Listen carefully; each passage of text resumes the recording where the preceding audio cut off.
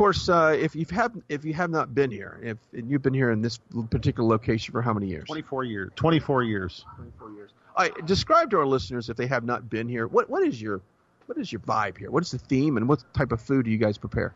So we're all about great quality beef. We search and find the best quality beef that you can find anywhere in America. Midwest, we have some that's raised just an hour north of here. It's a Wagyu Japanese imported steer, and this Abar Inn Ranch just does a beautiful job for us in raising incredible beef. And I would imagine you've seen the types of economies come and go. And then we were talking a little bit about that earlier, how, the consumer spending fluctuates with the economy, and you've got a price. Give me an idea of the average entree here at Chamberlain would set you back. Yeah, the average entree is probably about $35 here, but you can get things, in the mid-20s, and, of course, steaks up to about $60 for the Japanese Wagyu beef. Which is all worth it. I've had it. And, it's delicious. Okay, take me back in the very infant stages of you starting this company. And I was saying earlier about you that you started pretty much at every position, at the back door, washing dishes, taking out the trash. You've done it all. Well, I absolutely did. I got to. If you want to go way back to the beginning, I had no money to open this restaurant. I had to beg, borrow, and and steal. I'll say that I stole to open it. So we go ahead and say that. Yeah. So you know what it's like to start a business. But a funny story about this place is, and you can see we have a really nice atmosphere here. But when we opened, we didn't have any money for any of this.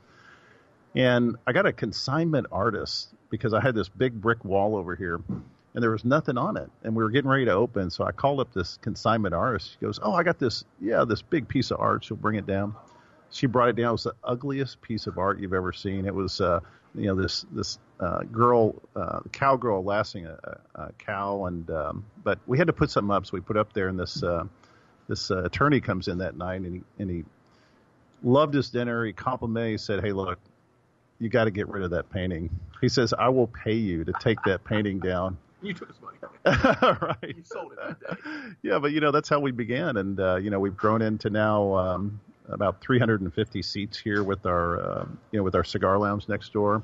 Which I haven't even got into that yet. That was my surprise, and when I first discovered your facility and found out, I literally was walking, I think, from the restroom or one of these side conference rooms that you have here, which is, by the way, a great place to hold a quick business meeting or a presentation, and we'll get into that as well. I said, what in the world is back there? And I followed my nose, and voila, cigar lounge. That's right. And, I have a partner that says, sometimes it's better to be lucky than smart. And I tend to be luckier than I am smart most of the time. But, we took over that space next door. It was an old dry cleaners that had moved out. So we took it over. We wanted a private dining room that would seat about 100 people because we had people calling. Well, this was 2008. And the bus hadn't hit yet. Well, when that hit, there was nobody calling for parties of 100 people. But at the same time, Dallas had outlawed smoking for all their steakhouses, and everybody started coming up here. So we put tables back there, and pretty soon TVs and a piano player, and built cigar lockers for private members, and now it's packed. Now it's packed, and I plan on spending some time back there after the show tonight. We were hanging out with Richard Chamberlain of Chamberlain Steak and Chop House right here on Beltline. I said technically you're in the city of Dallas, but you would consider yourself really in the city of Addison. Is that right? That's right. Yeah, our address says Dallas, but we're definitely an Addison restaurant, as well as our Fish Market Grill is also in Addison. And we have just under 100 employees between the two restaurants and a small corporate office. And it's like having a dinner party in your house every night here. It's a lot of fun. Yeah, very homey. You got the lights turned down, the decor, it's all nice. You got the dark woods, and I just saw a gentleman pour ice cold beer, and it looks really good as well. We'll take a break. On the other side of the break, we're going to pick your brain for a little bit and maybe find out the biggest mistakes that restaurant owners do in terms of running a business. That's all ahead as we're broadcasting live from Chamberlain's Steak and Chop House right here in Addison. Give us a few minutes. We'll come right back. EXB, experts in business in North Texas. All right, welcome back. We're broadcasting live at Chamberlain Steak and Chop House. You got to break down the name here, Chop. Yeah, I used to see the term chop house, and I wasn't quite sure what that meant. Can you dumb it down for me? Yes, chop house means you've got a lot of meat with bone on it, and everybody knows meat with bone on it is a lot better. There you go. Like pork chops and things like that. Pork chops, lamb chops, veal chops, bone-in fillets, bone-in ribeyes. I mean, you got to have some chops. And we heard his amazing story in the previous break of how he got started and the humble beginnings and what it is now.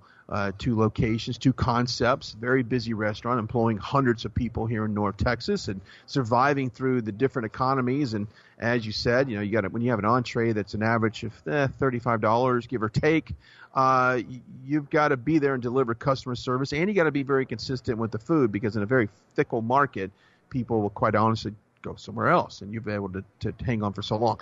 So I thought I would take this segment and kind of pick your brain, Richard, if I could. And over the years of dealing with other restaurant owners and just seeing stories and seeing places open and seeing places close, what is some of the best advice that you can give somebody that might be getting into the restaurant business or thinking about opening up? It could be a little taco stand, it could be a full-fledged sit-down white tablecloth, or it could be a food truck. But do you have any advice for a young entrepreneur getting into the restaurant business?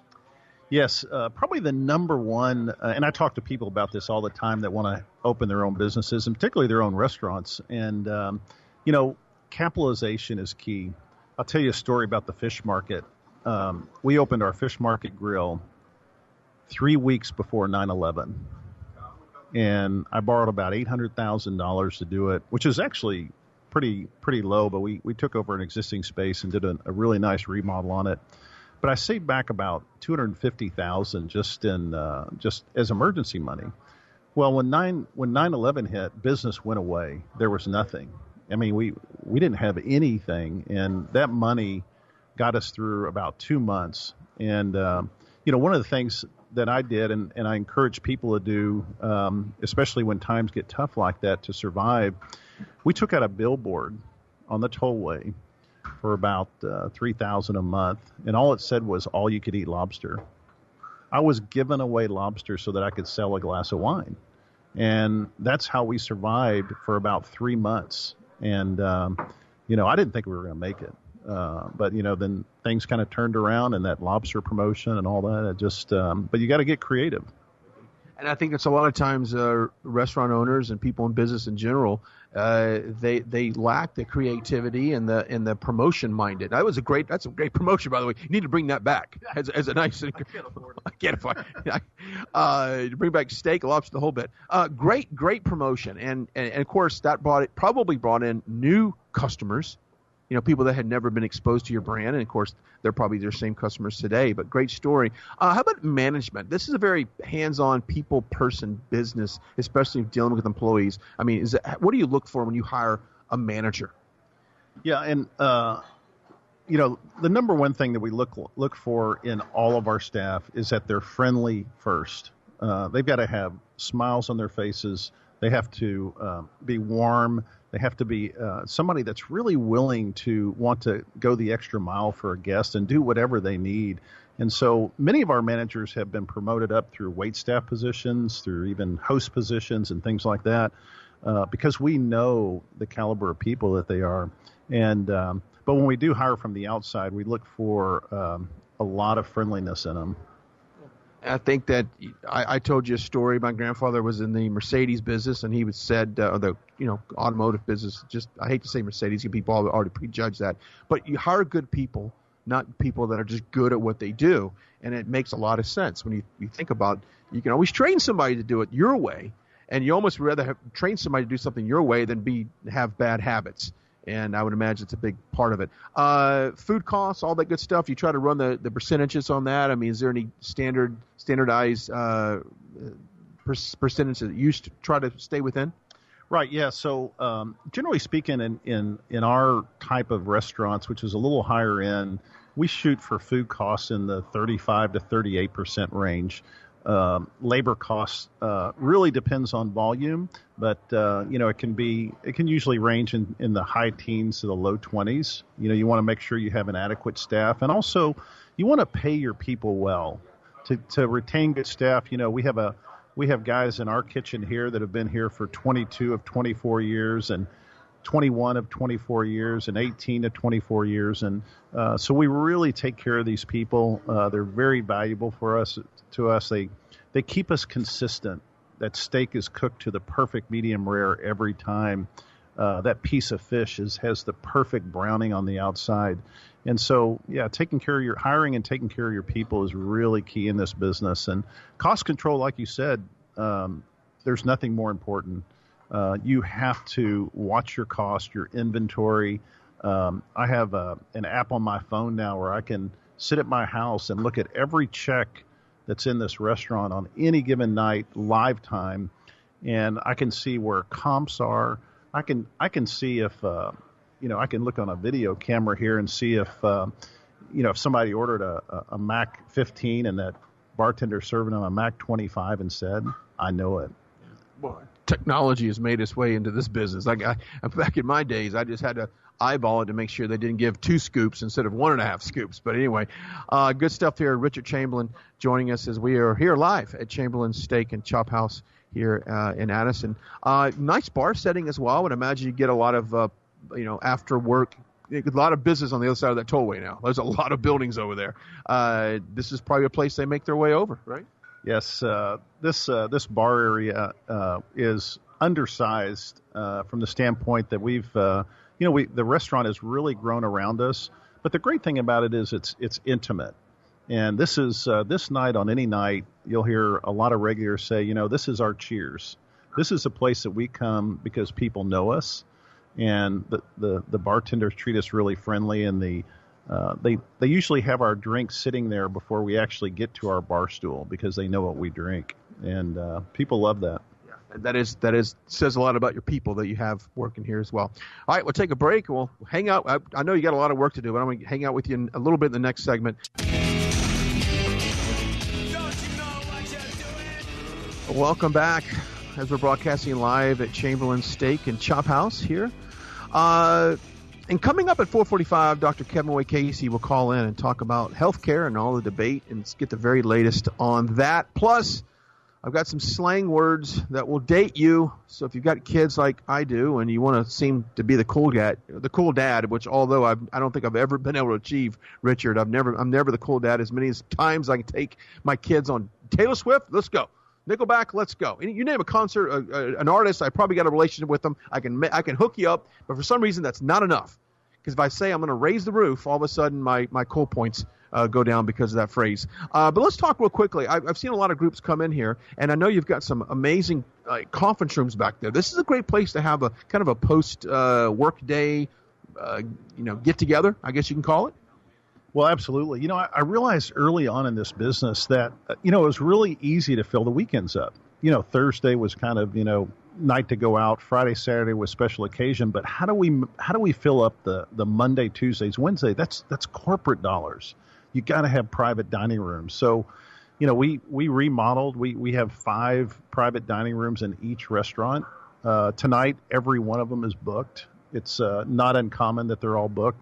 And so, really concentrates the business in the main dining room here. And, so, for success in this business, you have to have private dining for corporate groups. Yeah. And I've been here for a presentation before, one of these small rooms, and little video screens up there. You got the whole multimedia thing working, which is really cool. And it's a way to, I think, let's be honest with you. In corporate America, it's kind of nice to get out of the office and go have a drink and have a meal and appetizer and just get away from work and talk shop, but not in the shop environment. I think it's what you've created here. All right, I'm going to get a little personal with you. Favorite thing to eat here on this menu that you serve?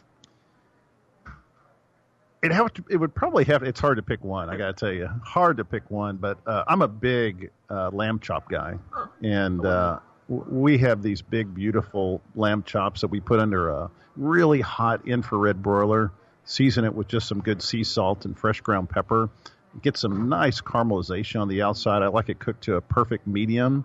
And to me, there's nothing better than a lamb chop. Of course, you may want to throw a side of wild mushroom mac and cheese in there, or truffle grits or something like that. I have had that, and the mac and cheese is not your typical mac and cheese at all.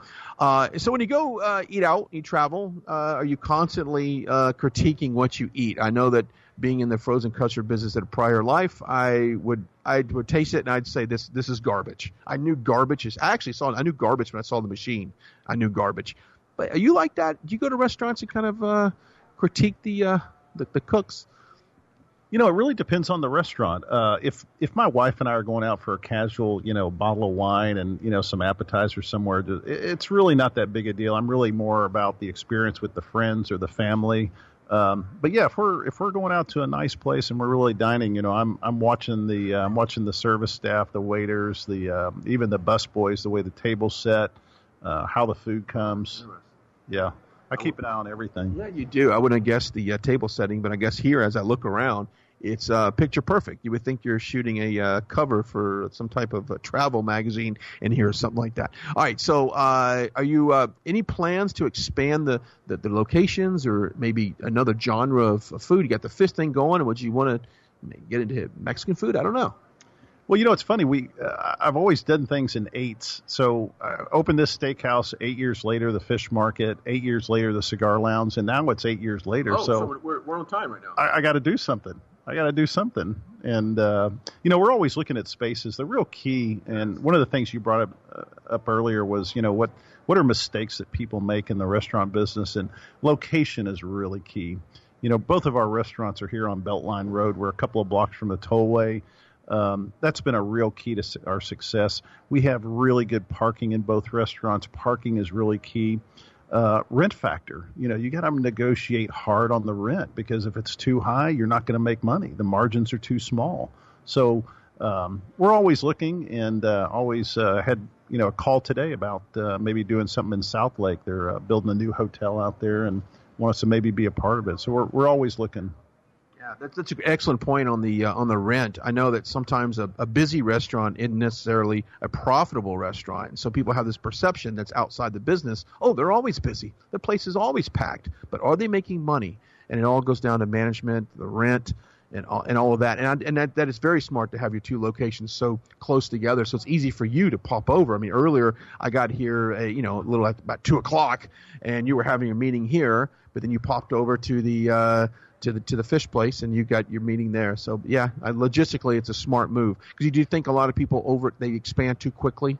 I know there's some other, maybe not in the restaurant, but maybe the beverage sector. They blow locations all over North Texas, and you're like, how in the world are they going to manage this? No, you see it all the time. And when people tell me the story, we're raising the money, we're going to do 3 and then 5 and then 8. And I'm like, hey, look, do one really well first. Make sure the concept works, and then do another and another. Now, you don't have to wait 8 years, but wait, make sure the concept works, and then grow with it. How much scrutiny do you give new menu additions? Like if you want to add another piece of meat on there, do you really kind of go over it and go, do people want it? Is it with cost factor? I mean, how often do you add things to the menu? Very, very complicated here. First of all, we have 24 years of history here, and if you take one thing off the menu, oh God, and somebody's been eating it for 24 years, I'm in trouble. I mean, I'm getting phone calls, I'm getting emails, what the heck? And so, yeah, you got to be real careful with that. The other thing is operationally, again, we've got a party tonight over here of about 80 people. We have another party of 20. We have another party of 30. Plus, we'll do another couple of hundred in the dining room and the cigar lounge. If I go back there and tell my chef that, hey, I want to put this little froofy thing on, and it takes about 8 steps to plate this one thing, and you got to put this little thing over here, he's going to look at me and say, dude, you're crazy. We can't do that. We can't put it out. So you have to really, really think, test, make sure you can really, really do it consistently and well every night of the week, regardless of how busy you are, to put a new menu item on. And we do it, we change things up usually seasonally every quarter when fresh produce and spring and fall and summer items come into season, and really try to use local ingredients as much as we can. but you got to be real careful with it. One last question before I let you go, because I know you're busy. How would you pair up your lamb that you talked about with something from the bar? How would you pair that drink up? Well, lamb and Pinot Noir to me is one of the great combinations. And, of course, I like big Napa Valley cabs. I mean, that's my thing. Probably my favorite latest Napa Valley cab is a brand called Coletto. And he's actually a very famous interior designer on the West Coast and did some restaurants and hotels and then did a winery. But we picked this brand up a couple of months ago. It's just a beautiful drinking bottle for, like on our list, it's like $75 or something like that. So a great buy and a great tasting wine. There you go. All right. Appreciate your time here. We'll probably talk to you in the 5 o'clock hour if you're not too busy with that party of 200 over there doing something. But definitely appreciate your time. And hopefully you're listening right now. You've got a little insight on some advice to make it in the restaurant business. I'll tell you what, coming up, I'm smelling it. Describe what I'm looking at right now. Well, two of my favorite side dishes for the menu, wild mushroom mac and cheese. We use 3 types of mushrooms, shiitake, oyster, and cremini. They're sautéed down, doused with cream, 3 types of cheeses, a little truffle oil, reduced up to a real nice concentration of beautiful mushroom and cream taste and cheese. And then we top it with some toasted panko breadcrumbs, man. Best mac and cheese you'll have in your life. And then one of our staple items is these Parmesan truffle grits. Now, we put these grits on the menu about 5 years ago, and we get people in from all over the country, New York, and all that, and they, what's with these grits? I don't like grits. Well, my mom used to just, throw some water in there, a little butter, and you had to really cover them up with sugar. These are stone ground grits. I mean, it's the best quality grits money can buy. They're cooked in fresh chicken stock, heavy cream, great quality Parmesan. So this isn't my mom's grits, I can tell you that. And I hope my kids aren't listening right now because this is not their grits or their mac and cheese that they get in my house a couple of days a week. If you missed it in the 4 o'clock hour, let's kind of backtrack and how you've got this brand as big as it is today. And it started with really humble beginnings. And the economy wasn't always there. You had to fight through tough economies, get very clever on your marketing. Let's kind of recap a lot of that. Right. So when I opened this restaurant, just opened it really borrowing money, begging for money, aunts, uncles, friends, just anybody that would give me a little money to get this thing open.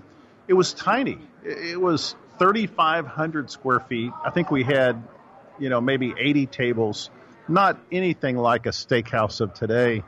And the whole premise was let's take care of the people that come in.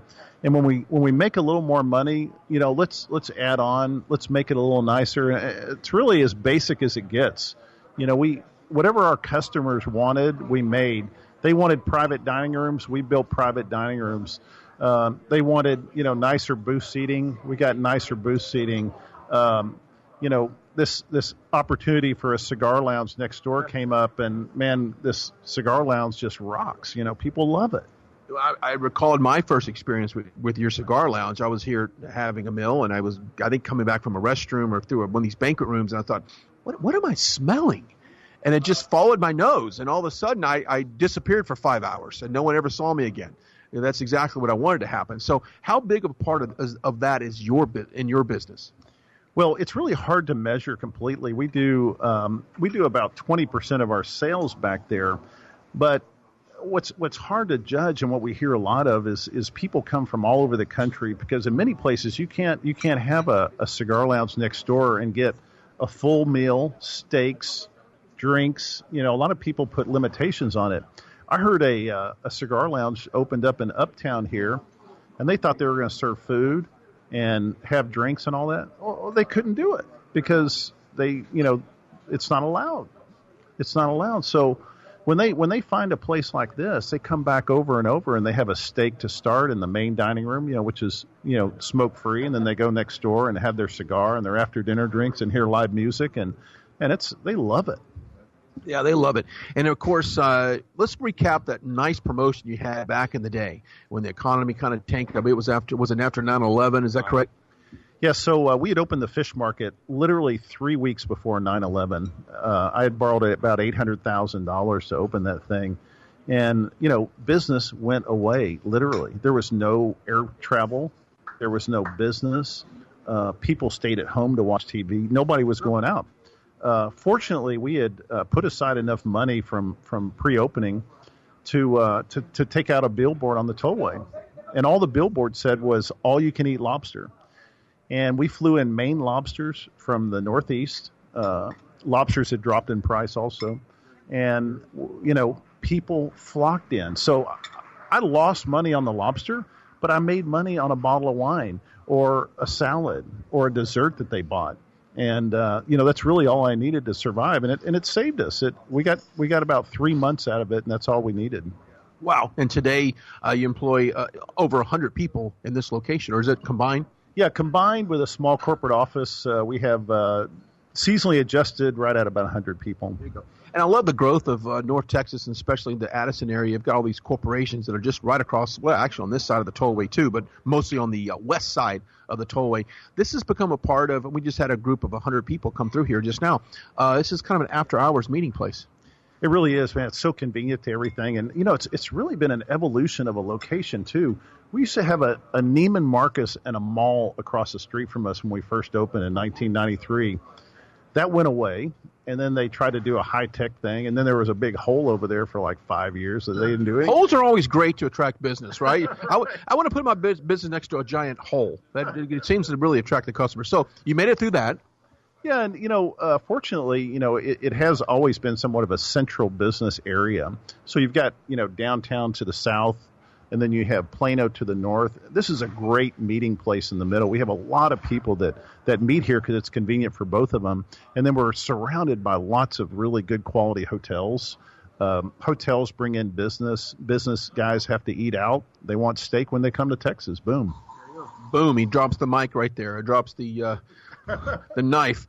We'll take a break. We'll come back. We picked your brain before on some of the secrets that have made your brand so successful. And I want to recap that. So if people are thinking about getting in the restaurant industry, I know that when I sold my chain, I literally told people, no, I'm not going to sell it to you because I knew they didn't have what it took to run the place. And I want to talk a little bit about that when we come back.